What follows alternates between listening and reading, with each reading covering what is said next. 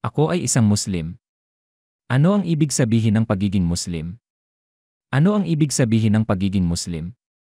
Ang Islam ay hindi lamang isang relihiyon, ito ay isang paraan ng pamumuhay. Ito ay isang landas ng kapayapaan, katiwasayan, at moral na kahusayan.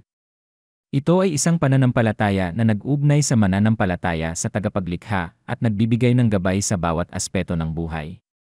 Sa puso ng Islam ay ang tauhid, ang paniniwala sa kaisahan ni Allah.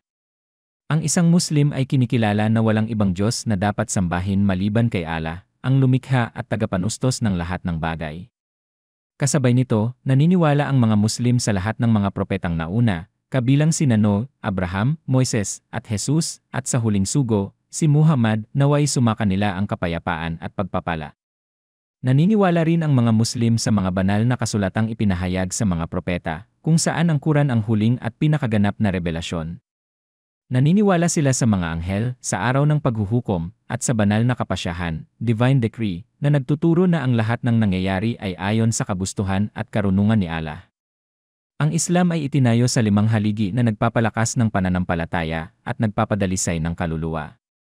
1. Shahada, pagpapahayag ng pananampalataya sa kaisahan ni Allah at sa propetang si Muhammad. 2. Salah, pagdarasal ng 5 beses sa isang araw upang makipag-ugnayan kay Allah. 3. Zakah, pagbibigay ng kawanggawa upang padalisayin ang kayamanan at matulungan ang nangangailangan. 4. Saum, pag-aayuno tuwing Ramadan upang mapaunlad ang disiplina sa sarili at pasasalamat. 5. Hajj, paglalakbay patungong Mecca para sa mga may kakayahan, isang paglalakbay ng espiritual na pagbabagong buhay.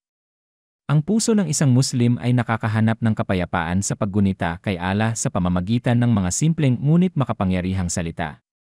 Subhanallah, luwalhati kay Allah. Alhamdulillah, papuri kay Allah. La ilaha illa Allah, walang ibang Diyos kundi si Allah. Allahu Akbar, si Allah ang pinakadakila. Ang mga salitang ito ay nagbibigay liwanag sa puso at kapanatagan sa kaluluwa. Ang Islam ay isang paraan ng pamumuhay na nagtuturo ng kabaitan, katapatan, pagtitiyaga, at kababaang loob. Inuutos nito ang paggalang sa mga magulang, pagpapalakas ng ugnayan ng pamilya, at pagiging bukas palad sa kapwa. Itinataguyod nito ang katarungan at pagiging patas, at sinisigurado ang dignidad ng lahat, kabilang ang mga karapatan ng kababaihan sa edukasyon, kalayaan sa pananalapi, at katayuang panlipunan. Ang Islam ay kumakatawan sa katarungan at kalayaan, tinitiyak na ang personal na karapatan ay hindi nakakasakit sa iba. Ipinagbabawal nito ang kawalang katarungan, panlilinlang, at pang-aapi. Ipinapahayag nito ang mapayapang pakikipamuhay sa lahat ng pananampalataya, na may diin sa pagiging patas, paggalang, at habag.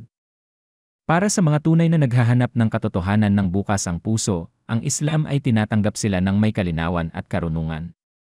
Inaanyayahan nito ang lahat na magmuni-muni, magtanong, at unawain ang mensahe nito ng kapayapaan at gabay.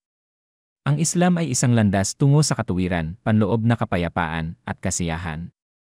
Ito ay isang mensahe ng pananampalataya, moralidad, at pandaigdigang paggabay. Ang sinumang taos pusong naghahanap ng katotohanan ay matutuklasan sa Islam ang isang paraan ng pamumuhay na magdadala sa kanya sa kaligayahan dito sa mundo at sa kabilang buhay.